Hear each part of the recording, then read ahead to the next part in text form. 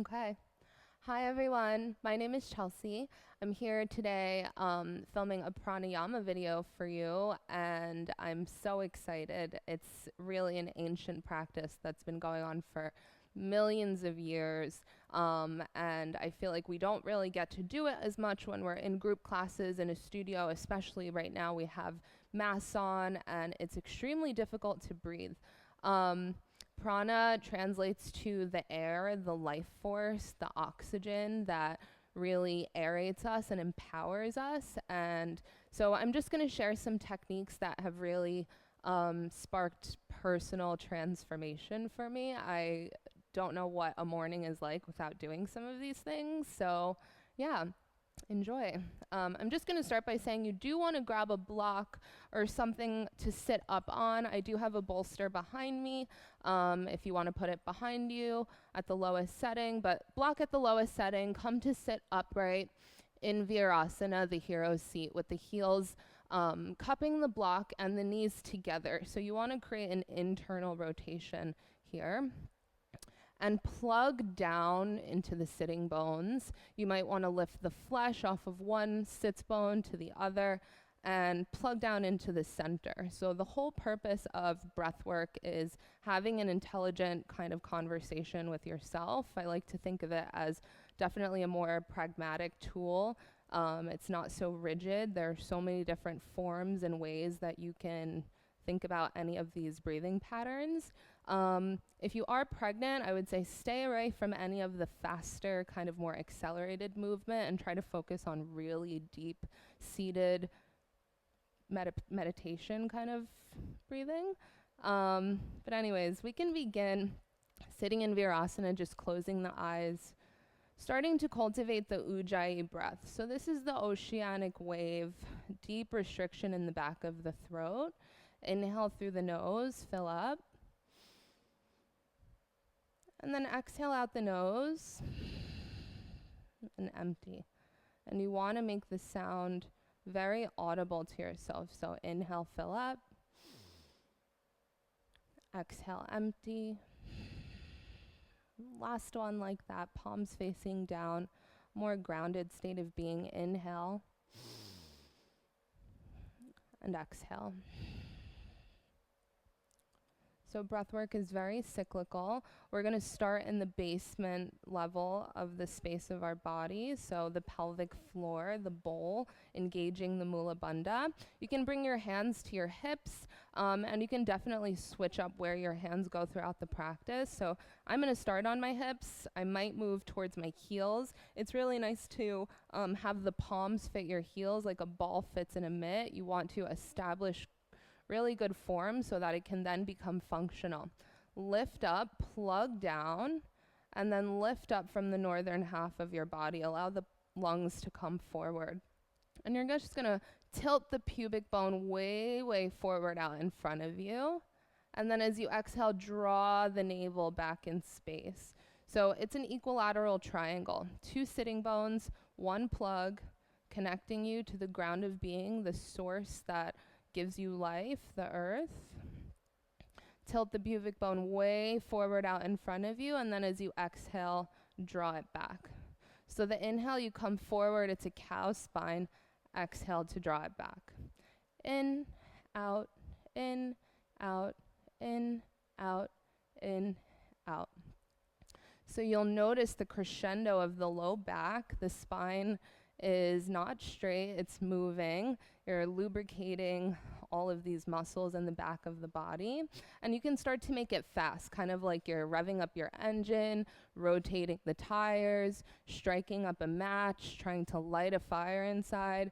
If there's anybody in life that ever told you to just like whip it up, this is where you allow the breath to go out of control.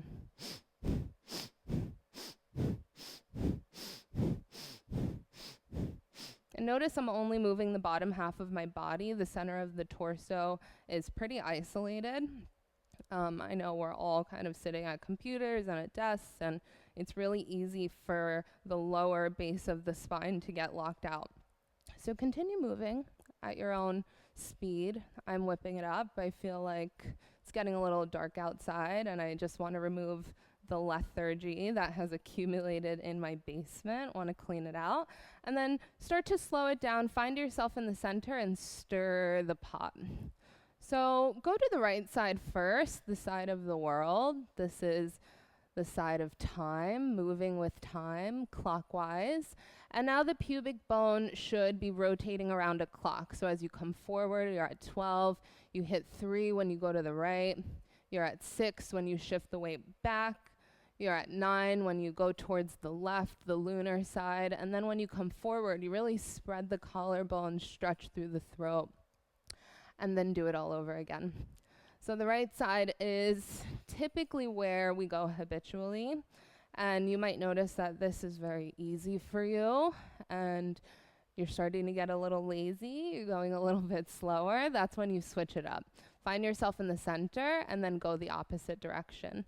So this is your own personal narrative. This is the side of the heart.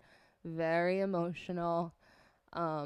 We want to get out of that. You know, we want to honor our emotions and not let them consume us.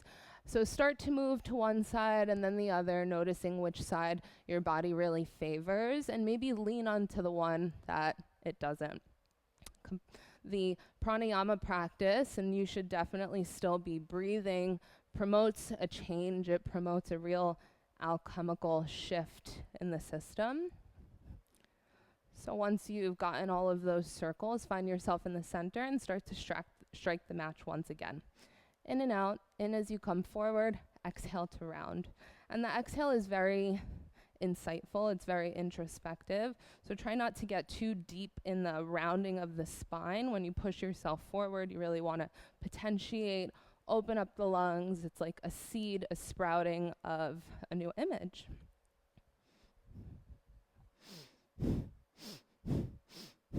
And we're going to speed it up for the last little bit. Another 10, 9, 8, 7, 6, 5, 4, 3, 2, 1. Find yourself in the center. Be still. Take a moment to exhale the breath completely and then return to a normal cycle. So as you inhale, this is the image of fire, an ascension, an effort, really heat building practice. And then as you exhale, start to envision a contraction, a fall, water, just pouring right down the sides of the waist, in front of the body, very cooling nature. Good. And then we'll move up to the second half of the body. So I like to think of my body as my personal abode. I'm just trying to clean out the house, remove any stagnation. When you clean your house, you know, you don't just clean it once a year. It's maintenance work. You have to do it all of the time, and that's how I like to think about it here. So you're going to grab hold of opposite elbows so that the elbows fit directly in the palms of the hands, and start to extend your arms up, up, up so that the biceps are in line with the ears.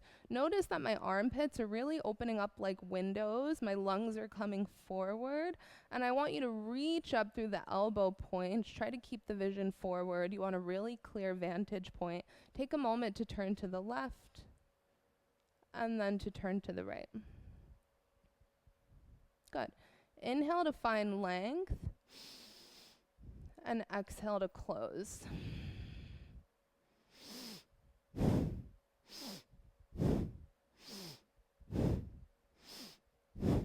So this is nice. It oxygenates, it aerates the lungs, it forces the shoulder blades to glide down the back of the body, moving in and out. If you're somebody that usually goes really fast in life, you might want to make this posture a bit more intentional, slowing it down so that you can articulate through every little crevice, every little joint in the shoulders, even in the wrists. I can feel a little bit of tension there.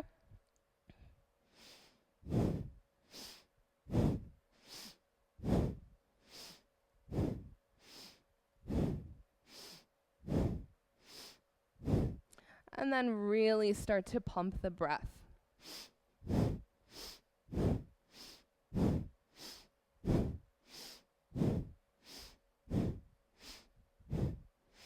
Another 10, 9, 8, 7, 6, 5, 4, 3, 2, 1.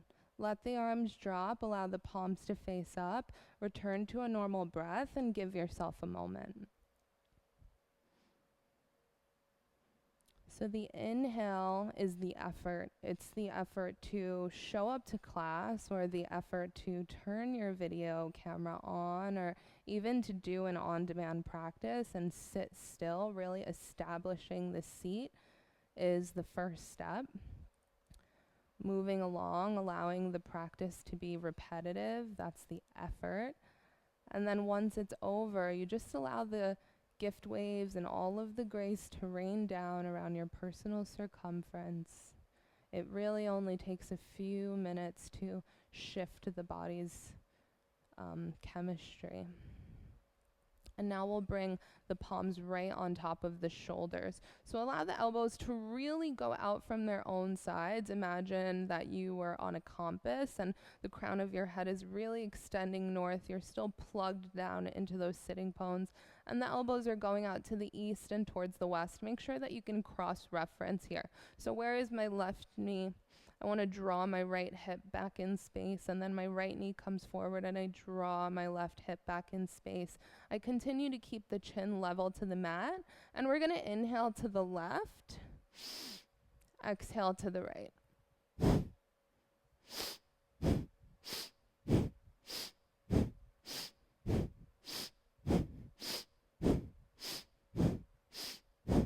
So with this one, it's nice to speed it up. You'll definitely notice that the shoulders are kind of relaxing and they're like, okay, it's time for me to open up. So you got to keep going.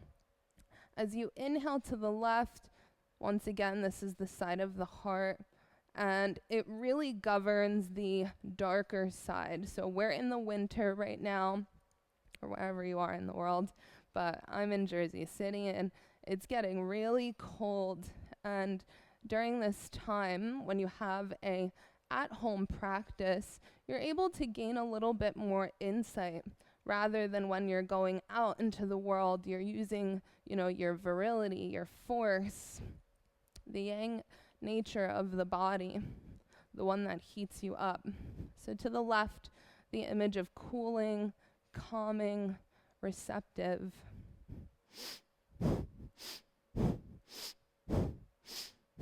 Really unlocking the spine, the base of the vertebra.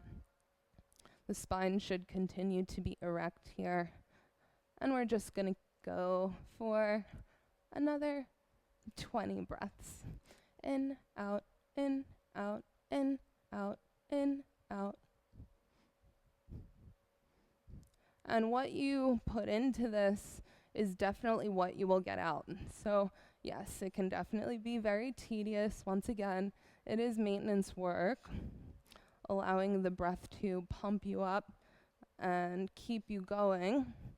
But once you do this all the time, it, really becomes your own personal practice, your personal spin. Last little bit. 10, 9, 8, 7, 6, 5, 4, 3, 2, 1. Find yourself in the center. Be still. Allow the arms to come down, palms facing up on the lap, and give yourself a moment.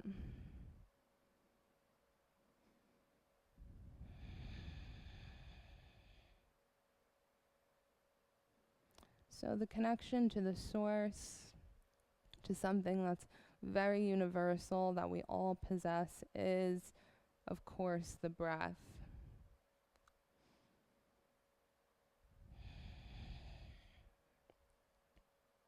So we're going to do another one here. I want you to really bring the hands, the palms of, or the backs of the hands, the shell, the protection towards one another.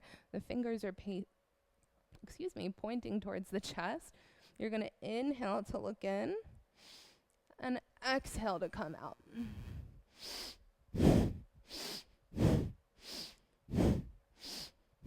So now you're incorporating everything. The shift of the pelvis, the arms coming out wide, ready to just be open and available, cracking the shell behind you, the protection. And when I think about my practice, you don't practice to get better at yoga, or maybe you do. We all have reasons, but you really practice to have a better life, a better understanding of your own narrative so that you're able to serve and bring more joy into your world. So that's what I like to do here. Think about what I'm holding on to and what I can really release. Last little bit. This one is a doozy. Should be making you feel really hot and dizzy. Another 10, 9, 8, 7, 6, 5, 4, 3, 2, 1. Allow the arms to come down. This time the fingertips can come to the sides of the waist. Just set them down so that you're back on the earth, back in your space, and return to a normal breath.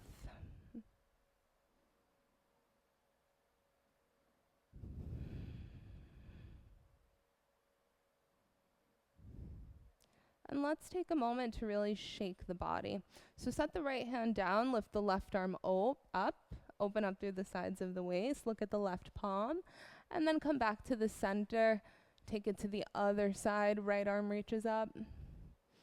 Maybe try to turn the pinky edge side down. Come back up to the center. A few more times like that. Opening up the dual nature and allowing yourself to be in the middle of your circumstances. And you can even make this a pranayama practice if you really wanted to, just kind of thought of that.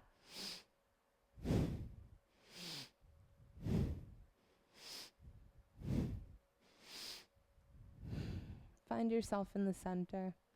Take a deep breath in. And then exhale to empty.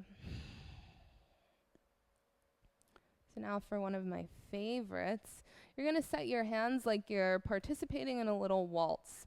The left middle finger can actually sit on the chest, and the right arm is going to go out, bend into the elbow. It's like, you're approaching someone for a little dance.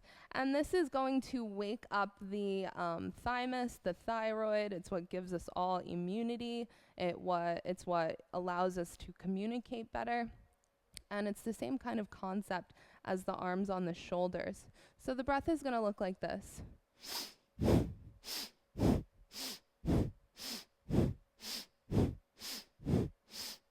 And you can tap into the sternum just to remind yourself that you're alive and there is a reason why you're doing this. You set up the seat, so now you should be able to move the torso, allowing the base level of the body to stay still. The arms are stretching out long, and this is where the real work happens. When I do this practice, I like to think about all of the things that I want to remove from my heart.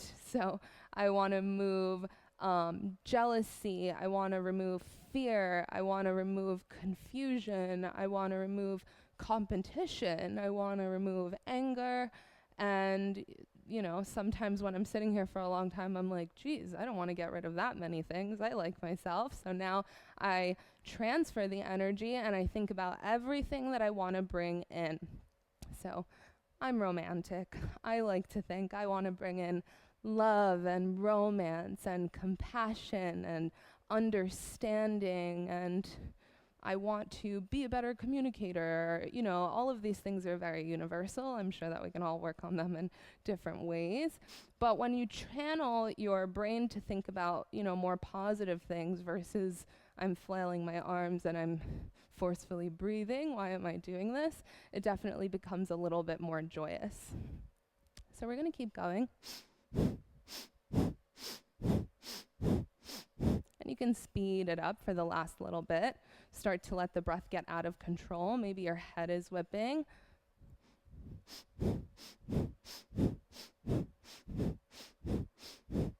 Another 10, 9, 8, 7, 6, 5, 4, 3, 2, 1.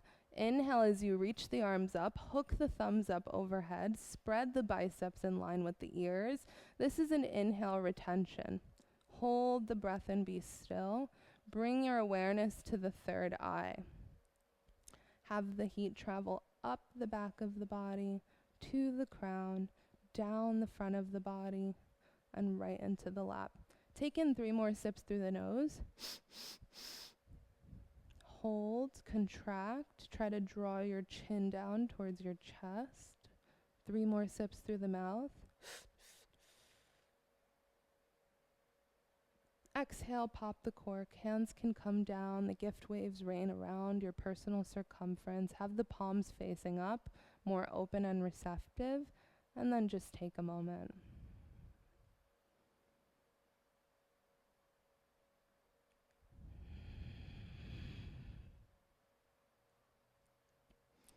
So, traveling from the more watery depths, the kidneys, the adrenals, up towards the center, the spleen, pancreas, and then the heart. It's a real fire. It's really where all of our communal, more exploitative ideas come out into the world. And now we want to get spirit to rise. So this is my personal favorite thing ever. You're going to reach the arms up in line with the ears, a big wide V, V for victory. Allow the heart to be a fulcrum of the imagination. The chest pushes forward, the shoulder blades glide down, and make your palms like little cups. So cups that could hold water, cups that could hold grace, cups that could hold really anything that is worrying you or troubling you. We're going to take Kapalabhati breath. So if you're familiar with this, you can start right away. If not, I'll walk you through it. Inhale to a comfortable level, filling the belly, the ribs, the chest, and then the throat. Hold the breath at the crown. Exhale. Inhale to a comfortable level. And then begin short, sharp exhales through the nose, so it'll look like this.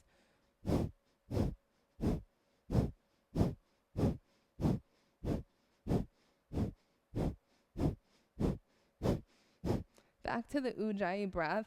Instead of a deeper, pattern, this is a forceful breath. So keep your arms up, keep your vision ahead. You can close the eyes if it's getting really problematic. It's a short, sharp exhale through the nose. So Kapalabhati means skull shining. This is a cleansing, practice. It's a kriya. So it's meant to remove any stagnation, any bad mood, any negative thought patterns that have developed in the frontal lobe of the brain out of the nasal passages. Notice my navel is just snapping back towards my spine. Once you get a really good grip on this, that's all that you'll really be focusing on. The inhale is passive, the exhale is forceful. Continue to keep the arms up long. Continue to keep the chin level to the mat. Continue to plug the sitting bones down into your block or into the pillow, to the earth, wherever you are. Once you've been doing this for a long time, you can give yourself a count. So I'll say let's do another 50 breaths. You know that there's a beginning and a middle and an end. You know that you have somewhere to go and you're not going to get stuck. And speed it up for the last little bit.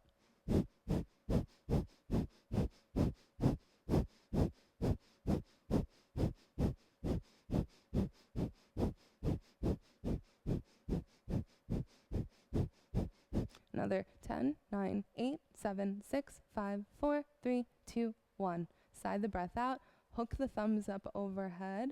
Plug the sitting bones down. Hug the biceps in line with the ears. And have a moment. Have a dialogue with yourself. Know that this is temporary. Find a way to self-soothe. Create a boundary. This is the moment of pressure. When things get really tough, how do you adjust? Do you break down, or do you fight the good fight and keep on going? Take in 3 more sips through the nose. 1 more through the mouth. Exhale. Allow the image of a cork popping out the crown of the head. Allow the fingertips to come down, connect you to the earth, and then rest the palms on the lap, facing up. Give yourself a moment. So we're going to move through the breath of the seasons here. As you inhale, you should envision spring, the wood element, rising up the back of the body. It's a new bloom. It's when the water has nourished the earth and It's the excitement of a new situation. Hold the breath ripe and full at the crown of the head, the image of summer, abundant and full.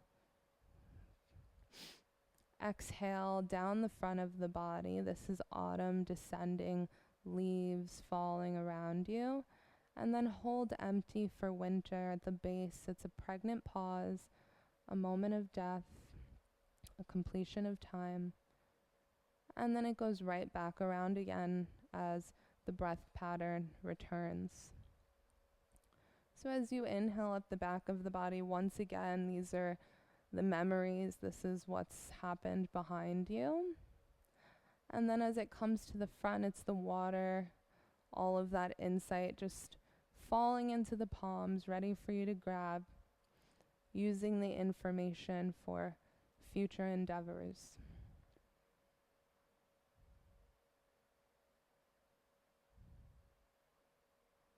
And then we're just going to end with a more relaxing breath pattern. So this is Nadi Shodhana. It's perfect to do right before bed, or if you're at work and something's really stressing you out, take like 3 minutes. I promise it will work. Works for me all the time. Set one hand. I prefer the right. I write with this hand. And you're going to, let me make this correct. So pointer finger and the middle finger go down into the center of the palm. Bring the pinky finger and the ring towards one another, and the thumb is facing out. Just going to move the microphone down a bit. You're going to inhale fully and then exhale the breath all the way out. Plug the right nostril. Inhale through the left. 4, 3, 2. Plug the left nostril. Exhale through the right. 4, 3, 2. Inhale. 2, 3, 4. Plug. Exhale out the left. 2, 3, 4. Plug. Inhale. 2, 3, 4. Plug. Exhale. 2, 3, 4. Plug. Inhale. 2, 3, 4. Plug. Exhale. 2, 3, 4. Plug. And go like this on your own. There's absolutely no rush here. If you think that you can take in a little more breath, start to graduate towards an 8 count or a 16 count. And notice the release of any tension in the shoulders and the mind, the softening of the jaw, the softening of the eyebrows. It will balance the equilibrium. It'll bring you back to a calmer state. Try to end with the left nostril open, and notice how one side differs from the other. So taking a few more rounds.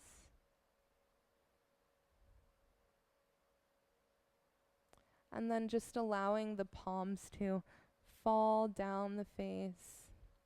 Hands can rest on the lap. Give the body some love. A little bit of contact is always a form of currency and energy. And the time and effort that you set on your practice, the boundaries that you set when you're not on your phone, the ability to draw your awareness in, your intellect, and just focus on the breath is an extremely powerful thing. Take a moment to bring the hands together in prayer. Press the thumbs into the sternum. And offer the practice up to your highest intention. Bow your chin into your chest. Create a brief running list of gratitude for the circumstances that have allotted us all a yoga practice. Namaste.